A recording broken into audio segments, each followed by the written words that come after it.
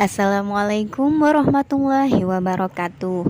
Banyak faktor yang membuat suatu negara itu dianggap sebagai negara kaya, antara lain sumber daya alam, sistem pendidikan, stabilitas politik, dan yang paling utama adalah pendapatan domestik bruto atau PDB.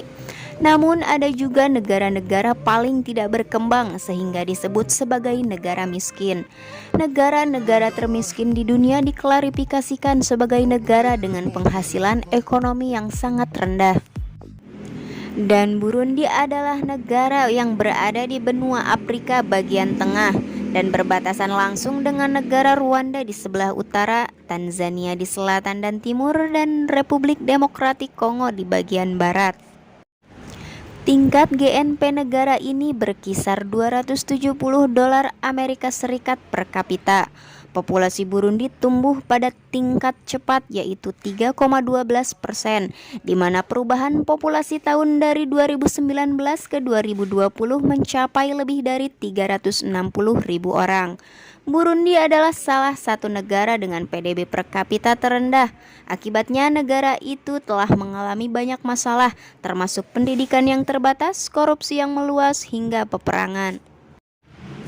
Taraf hidup di Burundi tergolong sangat rendah sehingga menjadi negara termiskin di dunia.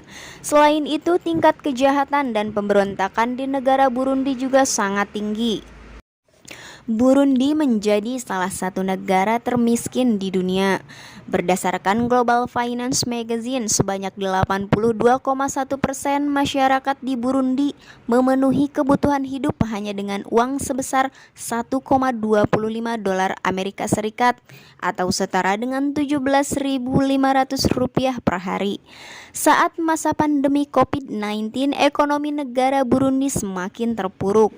Taraf hidup dan tingkat kesejahteraan sangat rendah sehingga terjadi kelangkaan makanan, rendahnya pertumbuhan ekonomi, dan inflasi ekonomi yang tinggi.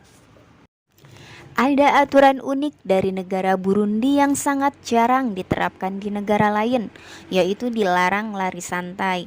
Alasan pemerintah melarang masyarakatnya untuk lari santai atau jogging karena dikhawatirkan sebagai upaya kudeta terhadap pemerintah. Dan yang tak kalah menarik dari negara Burundi yaitu ukuran kekayaan seseorang dilihat dari kepemilikan sapi.